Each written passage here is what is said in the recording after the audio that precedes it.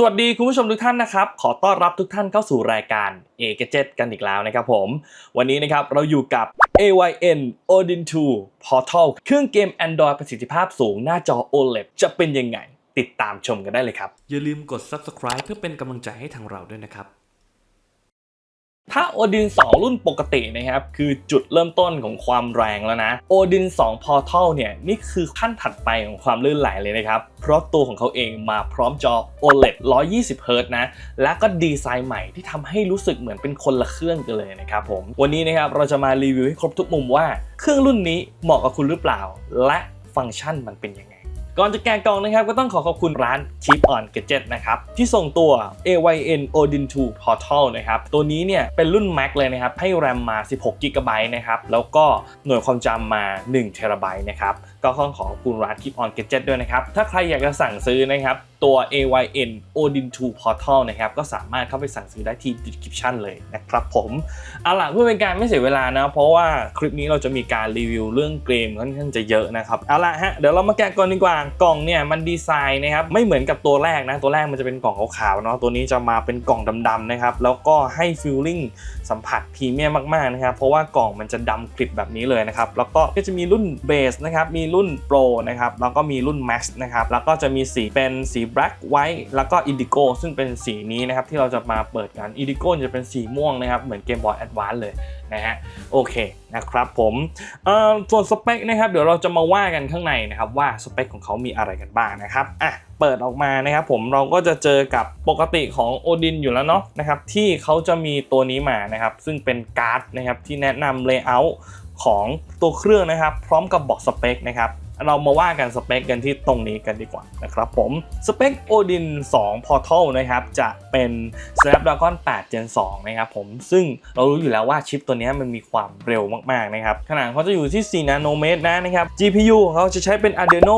740นะครับแล้วก็ระบบ Cooling ของเขายังใช้ระบบเดิมนะครับก็คือ Active Cooling นะครับซึ่งใน Odin 2 ตัวแรกเนี่ยระบายความร้อนได้ค่อนข้างดีนะผมชอบมากๆนะครับผมแล้วก็ในตัวของแบตเตอรี่นะครับให้มาเป็น8,000 มิลลิแอมป์อาวนะครับก็ยังเดิมนะครับในส่วนของการชาร์จจิ้งนะครับตัว Odin รุ่นแรกนะครับจะเป็น65 วัตต์นะแต่ตัวนี้จะเป็น27 วัตต์นะครับแต่ก็ยังเป็น Fast Charging เหมือนเดิมนะครับผมก็ตัว Odin รุ่นแรกจะทำได้ดีกว่าในเรื่องของการชาร์จนะครับ Wi-Fi นะครับตัวนี้ก็ยังให้ Wi-Fi 7 กับ Bluetooth 5.3 มาเหมือนกันนะครับผมก็โอเคนะครับเหมือนกันกับตัว Odin รุ่นแรกนะครับผมในส่วนของวิดีโอ Output นะครับตัวนี้จะให้มาเป็น DisplayPort นะครับ Export ออกไปได้ถึงระดับ 4K 60Hzนะครับในส่วนของ Odin รุ่นแรกนะจะมี HDMI มาให้ด้วยนะครับซึ่งอันนี้เขาตัดพอร์ต HDMI ออกไปนั่นเองตัวนี้นะฮะก็จะมีทั้งรุ่นเบสรุ่นโปรรุ่น Max เนาะนะครับซึ่ง RAM เนี่ยก็จะแตกต่างกันเหมือนกับตัว Odin รุ่นแรกนะครับแต่ว่าของเขาจะแบ่งเป็นเซกชันอย่างนี้นะฮะ Odin 2 Portal รุ่นเบสนะครับให้ RAM มา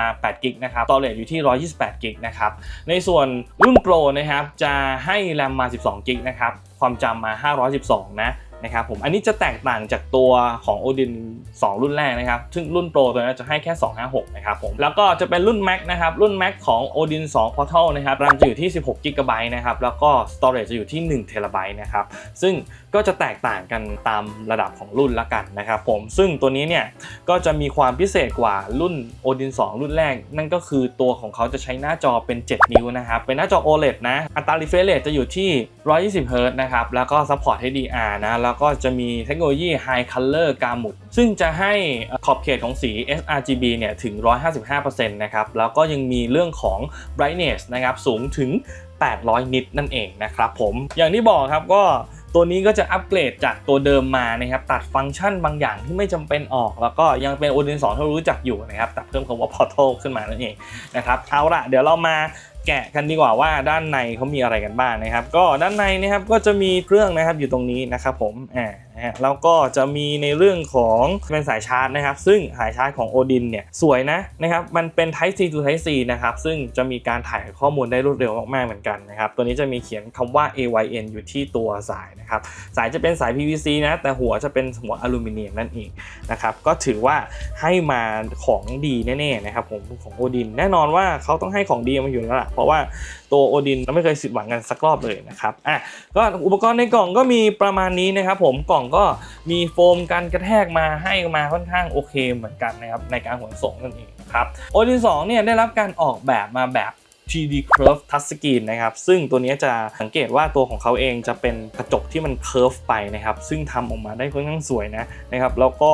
ตัวหน้าจอเนี่ยจะเป็นหน้าจอ7นิ้วนะครับคมมากๆนะครับเอาละมาดูปุ่มกันดีกว่าครับด้านบนนะครับจะมีปุ่มนี้นะครับเป็นปุ่ม power นะครับเอาไว้เปิดเครื่องปิดเครื่องหรือว่าเอาไว้พักเครื่องนะครับก็ตัวนี้ก็จะใช้ปุ่มเดียวกันนะครับแล้วก็จะมีปุ่ม volume up volume down นะครับไฟบอกสถานะว่าเปิดเครื่องหรือยังนะครับแล้วก็ตรงนี้จะเป็น cooling ของเขานะครับผมตัวนี้จะเป็นการเป่าออกนะครับซึ่งตัวของเขาเองจะดูดมาจากข้างหลังตรงนี้นะครับซึ่งแผงความร้อนแผงดูดอากาศของเขาเนี่ยค่อนข้างใหญ่นะครับคือจะมีพัดลมอยู่ตรงนี้แล้วก็ดูดฟู่ออกมาตรงนี้นะครับก็ถือว่าเป่าได้ค่อนข้างดี active cooling ดีตั้งแต่ตัวแรกอยู่แล้วนะครับในส่วนของ R2 L2 นะครับจะเป็นแบบไล่ระดับได้นะครับจะมีแมคานิกนะครับคือจะมีสปริงขึ้นมานะครับฟีลลิ่งปุ่มกดค่อนข้างดีนะแต่ว่าอาจจะยังไม่ใช่แมคานิคอลอะไรนะครับก็ยังเป็นทริกเกอร์ที่ใช้ได้นะครับผมแล้วก็ตัว L1 R1 นะครับก็ยังเป็นปุ่มกดที่ลงไปแบบบับเบิ้ลนะครับแต่ว่าก็ยังมีเสียงกึกอยู่นะครับก็ถือว่าทำได้ค่อนข้างดีนะครับปุ่ม L2 R2 นะครับซึ่งปุ่ม L2 R2 แล้วปุ่ม L1 R1 เนี่ยจะมีการลื่นอยู่ตรงนี้นะครับคือ texture เขาจะเป็นสักๆนะครับเพื่อเอาไว้แบบว่าเราจะไม่พลาดในการกดปุ่มนั่นเองนะครับในส่วนของด้านหลังนะครับก็ยังมีปุ่ม programmable อยู่นะครับเป็นมาโครนะเอาไว้ตั้งค่าตัวปุ่มได้นะครับก็โอเคนะครับแต่จุดพิจารณานะครับคือตัวกริปตรงนี้นะครับผมเขายังเป็นปุ่มเรียบๆเหมือนตัว Odin 2 รุ่นแรกอยู่นะครับซึ่งตัวเนี้ยน่าเสียดายนะผมว่าถ้าจริงๆเขาน่าจะให้ตะปุ่มตะป่ำมาเพื่อการลื่นนิดนึงนะครับถึงแม้มันมีอุ้งมือแล้วนะแต่เวลาเราลื่นเนี่ยมันก็อาจจะลื่นได้นะครับแล้วมันยังเป็นรอยง่ายปัญหาด้านหลังตรงนี้นะครับตรงนี้จะมีเขียนคำว่า AYN นะครับเป็นโลโก้ของ AYN นั่นเองนะครับโอเคด้านบน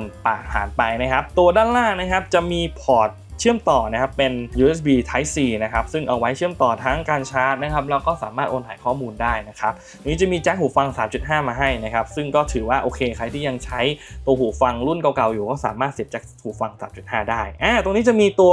TF card นะครับหรือก็คือใส่หน่วยความจำเพิ่มนั่นเองนะครับไปซื้อมาเพิ่มได้นะครับถ้าตัวหน่วยความจำไม่พอแต่ตัวเนี้ยที่ผมได้มาเนี่ยนะครับมันเป็นตัว Max นะครับซึ่งเป็นตัวสุดและ1 เทราไบต์น่าจะพอแล้วแหละนะฮะโอเคนะครับแล้วก็ในเรื่องของตัวนี้นะครับปุ่ม ABXY นะครับจะเป็น layout แบบ Xbox นะครับซึ่งตัวนี้ก็เราก็สามารถปรับในตัวซอฟต์แวร์ของเขาได้นะครับว่าให้เขาจะสลับปุ่มได้นะเป็นแบบ Nintendo ก็ได้นะครับตัวปุ่ม ABXY เนี่ยจะมีขนาดใหญ่ขึ้นมาจากตัว Odin 2 ธรรมดานะครับตัว Odin Portal จะมีขนาดใหญ่ขึ้นนะครับแล้วก็จะให้ feeling กดแบบนิ่มๆนะครับนุ่มๆนะครับผมกดสบายๆนะครับแล้วก็ในตัวของตัวปุ่ม Select กับ Option นะครับถือว่าให้มาก็ค่อนข้างดีเหมือนกันนะครับก็เป็นปุ่มที่กดง่ายๆเหมือนกันนะครับอนาล็อกนะครับยังเป็นไซส์ธรรมดาอยู่นะครับน่าจะพิจารณานิดนึงจริงๆแล้วอนาล็อกของ Odin เนี่ยไม่ได้แย่นะทำออกมาได้ดีมากๆนะครับแต่ว่าน่าจะให้เป็น full size แบบตัวของ Anya Neo นิดนึงนะตัวนั้นนะถ้าเขาให้เป็น full size มามันจะเวิร์กกว่านี้นะครับในส่วนของตัว D-pad นะครับก็เป็นปุ่มD-pad กดง่ายๆนะครับเล็กๆธรรมดานะครับอาจจะไม่ได้ใหญ่เหมือนตัว Aya Neo นะครับแต่ว่าก็เป็นปุ่มที่ก็โอเคนะครับผมแล้วนี้จะมีสปีกเกอร์ตรงนี้อีกอันหนึ่งนะครับแล้วก็มีปุ่มโฮมเนาะนะครับแล้วก็ตรงนี้จะเป็นปุ่มย้อนกลับนะครับส่วนก็โอเคนะครับตัวนี้จะฝังอยู่เหมือนกับเป็นส่วนที่ไร้กรอบของตัวเครื่องกันเลยนะครับสวยนะฮะผมบอกเลยว่าคือตัวเครื่องสวยมากๆนะครับก็จะมีประมาณนี้นะครับสำหรับ layout ของตัว AYN Odin 2 Portal นะครับเดี๋ยวเรามาเปิดเครื่องกันดีกว่าว่ามันจะเป็นเอาละครับมาเปิดเครื่องกันนะครับผมว่าข้างในนั้นมีอะไรบ้างนะครับนี่นะครับเครื่องเปิดมานะครับเหมือนกับ Odin 2 รุ่นปกติเลยนะครับผมเข้ามาก็เจอกับเหมือน Android ทั่วไปนะครับซึ่งตรงนี้นะครับมีความน่าสนใจอยู่ตรงนี้นะซึ่งตรงตั้งค่าเนี่ยนะครับตัวเครือข่าย Wi-Fi เนี่ยเขาจะมีการเลือก Wi-Fi 5G กับ 2G ทำงานคู่กันเพื่อให้ Wi-Fi มันเป็นการเชื่อมต่อที่เสถียรมากขึ้นนะครับผมซึ่งผมจะเลือก Wi-Fi 2.4 เนี่ยเห็นไหมมันจะเลือกเป็น2แบนด์ Duo เข้ามาตรงนี้นะครับถ้าหากตัวใดตัวหนึ่งสัญญาณลดไปมันก็จะเอาอีกตัวหนึ่งมาช่วยกันเสริมนะครับผมเป็น Wi-Fi ที่ค่อนข้างโอเคนะให้มาเหมือนกับโทรศัพท์มือถือรุ่นแพงๆนะครับผมตัว performance นะครับมันก็ยังมีมาให้อยู่3แบบนะครับนั่นก็คือ standard นะครับแล้วก็ performance แล้วก็ high performance นะครับซึ่งเมื่อไหร่เป็น standard นะครับเขาก็ทำงานแบบออโต้เนาะถ้าสมมติว่าเครื่องทำงานหนักเขาก็จะเปิดพัดลมออกไปเท่านั้นเองนะครับหรือถ้าเป็น high performance จะเร่งความแรง CPU ขึ้นมานั่นเองนะครับหรือถ้าเป็น performance นะครับก็จะเป็นกลางๆเนาะนะครับเขาจะทำงานคู่ๆไปกับตัวพัดลมด้วยนะครับในตัวของ display เราก็สามารถปรับได้นะครับซึ่ง ซึ่งตัวนี้จะมีให้เลือกอยู่2แบบนั่นก็คือ60 Hz นะครับกับ120 Hz นะครับซึ่งเป็นความสมูทของดิสเพลย์นั่นเองนะครับถ้าคุณอยากได้ลื่นๆนะครับคุณก็เปิดนะครับหรือว่าถ้าอยากจะประหยัดพลังงานก็เลือกเป็น60 Hz นั่นเองนะครับผมซึ่งผมจะเลือกเป็น120 Hz นะครับเพราะว่าหน้าจอเขาทำสเปคมาถึงไงเราอยากจะให้มันลื่นนะครับตัวนี้ก็สามารถปรับตัวคอนโทรลเลอร์ได้นะครับซึ่งคอนโทรลเลอร์เนี่ยเขาจะปรับได้2แบบนั่นก็คือ Xbox Controller นะครับซึ่งตัว layout ตัวนี้จะเป็นปุ่มตามนี้เลยนะ ABXY ตามนี้เลยนะครับหรืออีกอย่างหนึ่งนะครับนั่นก็คือเป็นตัว Odin นะครับ Odin เนี่ยจะเป็นเหมือน Nintendo นะครับผมก็คือตัว X กับตัว Y ก็จะสลับกัน A กับ B ก็สลับกันนั่นเองนะครับก็แล้วแต่ความถนัดหรือว่าตามเกมที่เราเล่นเลยนะครับว่าเราเล่นเกมอะไรอยู่นะครับตัว L2R2 นะครับก็สามารถทำเป็นทั้งดิจิตอลแล้วก็อนาล็อกได้นะครับจอยสติ๊กนะครับ LED นะครับเราสามารถเปิดไฟกรอบตัวจอยสติ๊กได้นะครับซึ่งเราสามารถปรับตัวสีสันของเขาได้นะครับไม่ว่าจะเป็นสีแดงสีอะไรเนี่ยเพราะมันเป็นไฟ RGB นั่นเองนะครับโดยส่วนตัวผมก็จะเปิดเป็นสีเขียวไว้นะครับผมนะฮะอันนี้ก็ Charging Stabilization เปิดนะครับจะเป็นการจ่ายไฟให้อุปกรณ์โดยตรงเป็นการป้องกันแบตเตอรี่สึกหรอนั่นเองนะครับแต่ถ้าปิดนะครับเราก็เป็นการชาร์จแบตเตอรี่ซึ่งจะจ่ายไฟให้กับอุปกรณ์โดยตรงนะครับซึ่งตัวนี้ก็จะเป็นโหมดที่ Odin เขาทำมานะครับเพื่อหลีกเลี่ยงการ damage ของตัวแบตเตอรี่นั่นเองนะครับนะครับในส่วนของ Bluetooth ก็ยังมีอยู่นะครับแล้วก็ Screen Recorder นะครับเป็น Auto Rotation ก็ยังมีมาให้ Airplane Mode ก็ยังมีให้ Dual Disturb ก็ยังมีให้ Screen Cast ก็ยังมีให้นะครับแล้วก็มี Hotspot นะครับแล้วก็จะมีตัวScreenshot นะครับซึ่งตัวพวกนี้จะเป็นตัวฟังก์ชันที่เรารู้อยู่แล้วว่ามาเขาไว้ทำอะไรเนาะจะมีตัวเปิดปิดโลเคชันนะครับซึ่งตอนนี้นะครับผมได้ลองกับ Google Map แล้วนะครับ Google Map ยังจับที่อยู่ผมไม่ได้นะครับดังนั้นตัว GPS เขาน่าจะต้องรออัปเดตกันอีกนิดนึงนะครับเนี่ยผมลองกับ Google Map แล้วนะเนี่ยตอนนี้ไม่สามารถรู้โลเคชันได้นะครับแต่ผมคิดว่าเขาคงจะมีให้แหละนะฮะดังนั้นก็ไม่เป็นไรนะครับเอาเป็นว่าถือว่าตอนนี้มันยังใช้ไม่ได้อยู่นะครับการในส่วนที่หลายๆเครื่องไม่ค่อยให้มานะครับตัวนี้ก็ยังมีให้มาอย่างเช่นตัว Compass นะครับตัวนี้จะมีเซ็นเซอร์ Compass มาให้นะครับซึ่งจะเป็น Magnetic Compass เอาไว้ดูทิศทางได้นะครับก็ให้มานะครับผมในส่วนของหน้าจอนะครับตัวนี้ก็จะมีรองรับ Multi Touch ได้ถึง10จุดนะเดี๋ยวผมจะกดให้ดูเลยนะครับหน้าจอจะรองรับได้ถึง10จุดนะครับตัวนี้ผลเทสก็มาเป็น10จุดนะแล้วก็ตัวนี้จะเป็น resolution ที่ 1080p นะครับตัว display density จะอยู่ที่369 dpi นะครับผมก็ให้มาครบนะครับผมหน้าจอเขาทำได้ค่อนข้างดีนะครับมาดูในส่วนของผลเทสของ3D Mark นะครับผมได้ลองเทสตัว Wildlife 3D Mark มาแล้วนะครับสกอร์เนี่ยจะได้อยู่ที่ 13,728 นะครับซึ่งก็เป็นสกอร์ปกติของ Snapdragon 8 Gen 2 นะครับนี่นะฮะก็ได้เฟรมเรทนะครับเฟรมเรทไปถึง107เฟรมนะครับแล้วก็temperature ของเครื่องนี่สูงสุดอยู่ที่30องศาเซลเซียสนะครับซึ่งทำได้ค่อนข้างดีนะเฟรมเรทนี่ให้มานิ่งๆเลย max out ไปเลยนะครับซึ่งค่อนข้างจะโอเคนะผมชอบสเปคที่เขาให้มาทั้งหน้าจอทั้งตัว CPU นะครับทำ benchmark ได้ผลเทสได้ค่อนข้างดีมากนะครับผมนะฮะในส่วนของ YouTube นะครับ YouTube ก็ภาพเนี่ย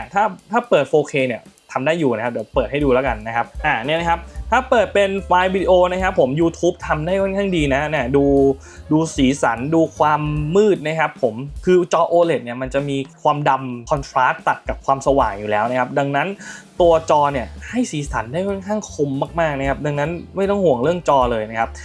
สบายๆนะครับสำหรับตัวการดู YouTube แบบ HDR แล้วก็60เฟรมเรทไปด้วยนะครับโอเคนะครับเดี๋ยวเรามาดูกันดีกว่าว่าการเทสเกมนั้นจะเป็นยังไงนะครับซึ่งตอนนี้เราจะไปเทสเกมกันเนาะนะครับซึ่งเกมที่เราจะใช้กันในตัวแรกนะครับจะเป็นส่วนของ Emulator ก่อนนะครับ Emulator เนี่ยเราจะไปที่ PPHFPP ก่อนนะครับผมซึ่งตัวนี้เราก็จะมาเล่นเกมรองเครื่องของเรานะครับซึ่งนั่นก็คือเล่นเกม God of War นะครับผม Setting เนี่ยที่เราจะ Setting เป็น 4X นะครับเป็น Vulkan นะครับแล้วก็จะไม่ปรับอย่างอื่นเลยนะครับผมเดี๋ยวเรามาดูกันว่า God of War Channel Olympus เนี่ยจะให้ภาพที่คมแล้วก็ให้เฟรมเรทอยู่ที่เท่าไหร่นะครับโอ้มาแล้วนะครับคุณผู้ชมนะครับดูนะครับว่าโอ้โหภาพนี่เต็มหน้าจอมากๆเลยนะครับ7นิ้วก็คือภาพมา7นิ้วแล้วก็ดูเฟรมเรทยัง60นิ่งๆนะดังนั้นโอ้สบายๆนะครับกับการเล่นเกม PSP นะครับซึ่งภาพเนี่ยได้เหนือกว่า PSP ไปอีกขั้นหนึ่งเลยนะฮะเนี่ยดูดิโอ้โหไม่มีตกเฟรมเรทไม่ตกเลยนะครับมารัวๆเลยนะครับนี่God of War นะเนี่ยโอ้ปุ่มกดง่ายมากพื้นที่สัมผัสคือดีมากนะครับผมเอามาเล่นเกมแบบต่อสู้อย่างนี้น่าสนใจมากๆนะครับเนี่ยคือโอ้เ เอาจริงนะผมชอบมากกว่าอาญานีโออยู่นะครับตัวผมเองเป็นคนที่ชอบโอดินรุ่นแรกอยู่แล้วนะครับดังนั้นตัวนี้ก็ทำได้ประทับใจนะโดยหน้าจอมันเต็มขอบมากๆนะครับเนี่ยแล้วภาพแบบได้คมกริบมากนะเราเล่นเกม God of War แบบจอแบบคมๆนะน่าสนใจนะครับผมตัว Odin 2 Portal นะครับโอเคนะครับเดี๋ยวเราไปลองเกมอื่นกันบ้างนะครับอย่างเกม PS2 นะครับซึ่งผมจะเปิดจากโปรแกรม Nether SX นะครับซึ่งจริงๆแล้วเดี๋ยวนี้มันมีพวก Nether SX อะไรอย่างเงี้ยนะครับแต่ว่าลงแค่นี้แหละครับโอเคนะครับเกมที่เราใช้เล่นเป็นเกม Need for Speed นะเป็นเกมแข่งรถนะครับหลายๆคนจะรู้ว่าการเล่นเกมแข่งรถเนี่ยมันใช้ทรัพยากรที่ค่อนข้างสูงนะครับแล้วก็เฟรมเรทที่ได้มันก็จะมีตกบ้างนะครับมาดูกันที่ Odin 2 Portal นะครับว่าเป็นยังไงนะครับ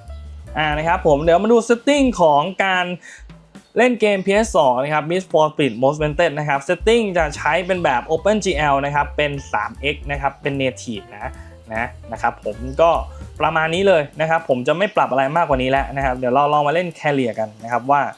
เป็นยังไงนะครับนี่ภาพที่ได้มันคมๆเลยนะครับผมรู้สึกว่าภาพมันคมดีนะโอ้ภาพคมนะครับแล้วก็60เฟรมเรท59 60เฟรมเรทครับนิ่งๆนิ่งๆเลยนะครับเดี๋ยวเรามาลองแข่งกันดูนะครับ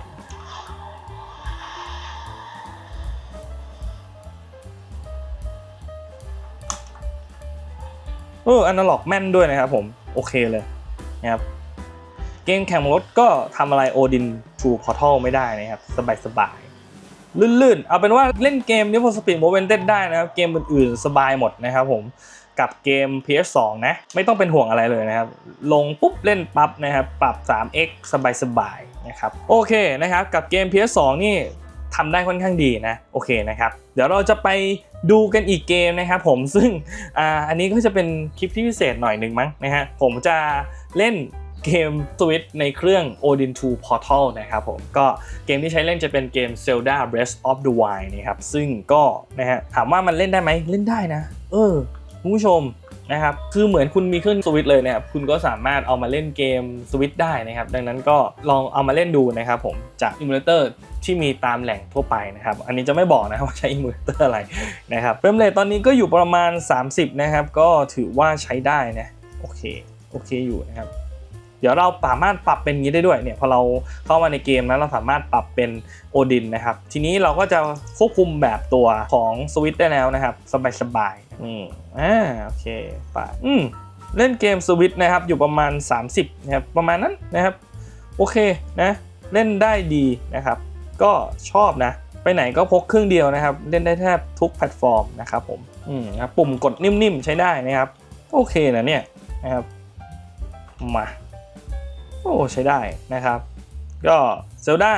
สบายๆนะครับจะมีตกบ้างนะครับตามภาษาของว่ามันเป็นอิมูเลเตอร์นะผมว่าตกนิดหน่อยนะครับไม่แทบไม่รู้สึกเลย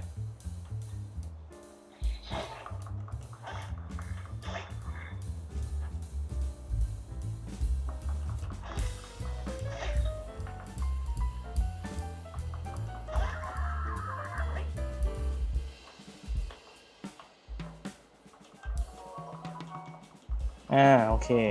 ภาพสวยมากนะครับคือก็สวยพอๆกับ OLED ผมว่านะครับใช้ได้อยู่นะครับโอเคนะครับก็สวิตช์เล่นได้สบายๆนะครับนี้มีเครื่องนี้ไปก็สบายๆนะชิวๆโอเคนะครับเดี๋ยวเรามาเปลี่ยนเกมกันบ้างนะครับผมเกมต่อไปที่เล่นนะครับก็ยังอยู่ในอิมูเลเตอร์เหมือนกันนะครับผมซึ่งนั่นก็คือเกม Hub นั่นเองนะครับก็เราจะเล่นอิมูเลเตอร์ PC นะครับก็จะมี2เกมที่เราจะเอามาเล่นกันนะครับนั่นก็คือเกม Tomb Raider นะครับแล้วก็ Devil May Cry นะครับเดี๋ยวเราไปดูกันว่าเฟรมเรทประมาณเท่าไหร่นะครับผมเดี๋ยวเราเปิด Tomb Raider กันก่อนตอนนี้เครื่องเริ่มมีความร้อนนิดนึงนะครับอุ่นๆนะพัดลมก็จะเป่าแล้วนะครับดังนั้นก็ไม่ต้องห่วงว่าพัดลมมันจะไม่ทำงานนะครับเดี๋ยวเรามาปรับคอนโทรลเลอร์ให้มันเป็นตัว Xbox ก่อนนะครับนะครับเดี๋ยวเรามาเล่นเกม Tomb Raider กันนะครับว่าเฟรมเรทเขาจะได้ประมาณไหนนะครับผมโอ้โห99 fps 70 fps นะครับสบายๆนะครับเกมนี้ปรับยังไงนะฮะกราฟิกออปชันนะครับเราปรับเป็น normal นะครับผมโอเคนะครับถือว่าเล่นได้ชิวๆสบายๆจอ OLED คมๆนะฮะใครที่จะเอาไปเล่นเกม PC นะครับก็ต้องเข้าใจกันนิดนึงว่า Emulator เนี่ยก็พัฒนามาเรื่อยๆนะครับดังนั้นการเล่นเกม PC Emulator นะครับเขาก็ จะมีแก้บั๊กกันไปเรื่อยๆนะบางเกมก็ยังจะเล่นไม่ได้นะครับผมบางเกมก็ FPS ตกนะครับแต่เกมที่เล่นได้เนี่ยเขามีคนบอกอยู่แล้วว่าเล่นเกมอะไรได้บ้างนะครับดังนั้นก็มีคนทำลิสต์ไว้นะครับดังนั้นก็ใครที่อยากจะเล่นเกมพวกemulator PC นะครับก็เข้าไปศึกษากันนิดนึงนะครับว่าต้องปรับแบบไหนนะครับหรือว่าอะไรนะครับมันจะมีการปรับด้วยไม่ว่าจะเป็นการปรับตั้งค่าวาลแคนเทอร์นิปนะครับหรือว่าตั้งค่าเวอร์ชันของ DirectX นะครับดังนั้นก็ต้องศึกษากันนิดนึงนะครับผม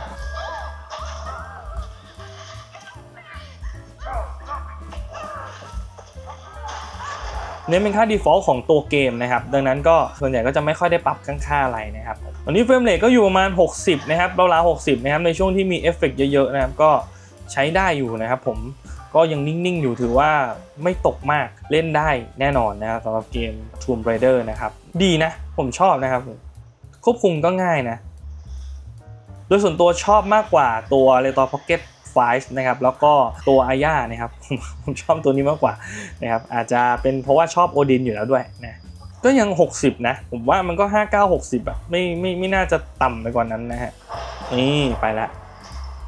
ช่วงเอฟเฟกต์เยอะๆมีไฟเยอะก็40นิดๆนะครับก็ยังเล่นได้นะครับจอ120 เฮิร์ตซ์อ่ะคุณ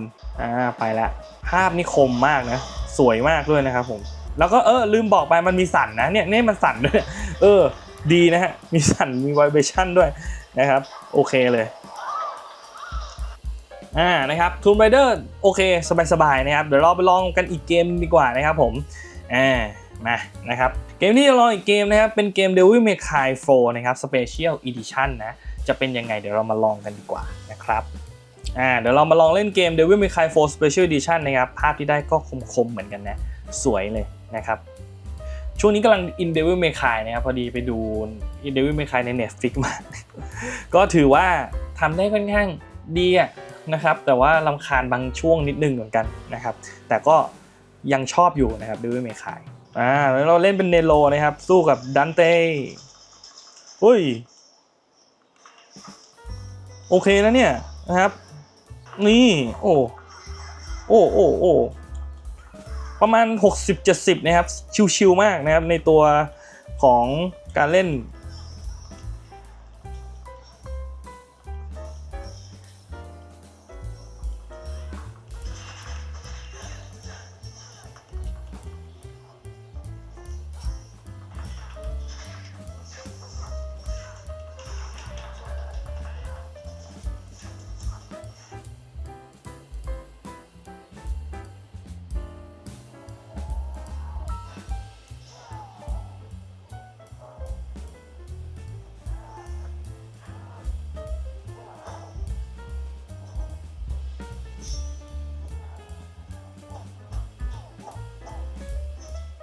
โอเคนะครับผม Devil May Cry 4 นะครับก็เล่นได้ประมาณ 60-70 นะดังนั้นก็ใครจะเอาไปเล่นเกมที่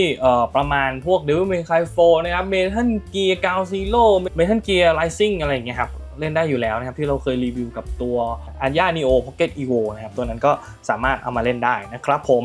เกมต่อไปที่เราจะลองนะครับจะเป็นเกมของ Android กันบ้างนะครับนั่นก็คือ Call of Duty Warzone Mobile นั่นเองนะครับตัวนี้ก็สามารถเอามาเล่นได้นะครับผมแถมได้ภาพที่ค่อนข้างสวยซะด้วยนะครับเดี๋ยวเราลองมาเล่นเกมสักหมดกันนะครับก่อนที่จะไปสรุปกันว่าตัว Odin 2 Portal เนี่ยเหมาะกับใครนะครับนะครับมากับเกม Call of Duty Warzone Mobile กันครับผมดูเฮ้ยไหลลื่นนะนี่ไหลลื่นมากแม่นบอกเลยโอ้โดนแล้วนี่2ตัวไปดินี่นะครับคือการควบคุมอนาล็อกของ Odin 2 Portal นะครับทำได้เล่นเกม FPS ได้ค่อนข้างโอเคนะผมชอบนะครับ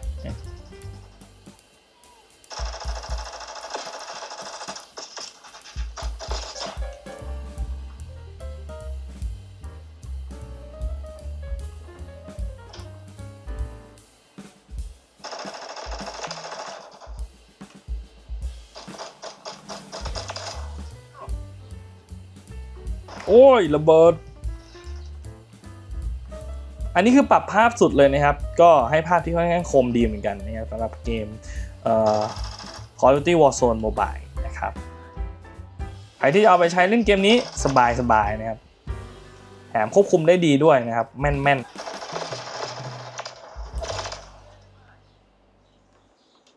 โอเคก็จะประมาณนี้ครับผมการ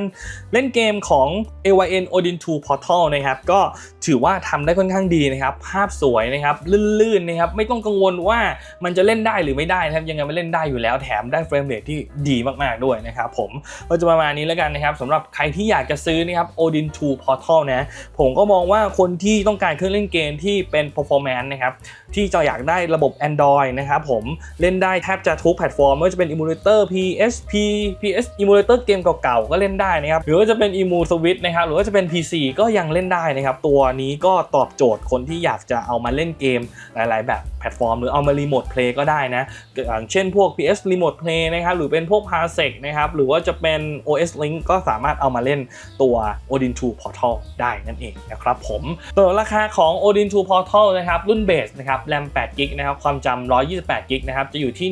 15,900 บาทนะครับผมรุ่นโปรนะครับแรม12 GB นะครับความจำอยู่ที่512นะครับจะอยู่ที่ 21,900 บาทนะครับแล้วก็รุ่น Max นะครับผมที่เป็นแรม16 GB นะครับความจำอยู่ที่1 TB นะก็อยู่ที่ 25,900 บาทนะครับก็ถือว่าเป็นราคาที่ค่อนข้างจะสูงนิดนึงนะครับแต่ผมว่าคนที่เขาชอบเครื่องเกมแบบนี้นะครับเขาก็ซื้อได้อยู่แล้วนะครับผมก็ดูแล้วกันว่ารุ่นไหนนะครับที่เหมาะกับคุณนะครับก็สามารถเลือกซื้อกันได้ตามอัธยาศัยนะครับผมสุดท้ายนี้นะครับก็ต้องขอบคุณนะครับร้าน Keep On Gadget นะครับที่ส่งตัว AYN Odin 2 Portal มาให้เราได้รีวิวกันนะครับถ้าใครอยากจะสั่งซื้อนะครับก็สามารถเข้าไปสั่งซื้อได้ตามลิงก์ใน description ได้เลยนะครับรับรองว่าเป็นของแท้แน่นอนแล้วก็มีประกันในไทยด้วยถ้าชอบคลิปนี้ก็รบกวนกดไลค์กดแชร์กด subscribe ทาง AJet ด้วยนะครับเพื่อเป็นกำลังใจในภาคคลิปใหม่เนาะสำหรับวันนี้ AJet ต้องขอตัวลาไปก่อนนะครับแล้วกันในคราวหน้าจะเป็นคลิปอะไรต้องติดตามดีๆนะครับศึกษาประสบการณ์ด้วยครับสำหรับวันนี้สวัสดีครับผม อย่าลืมกด subscribe เพื่อเป็นกำลังใจให้ทางเราด้วยนะครับ A channel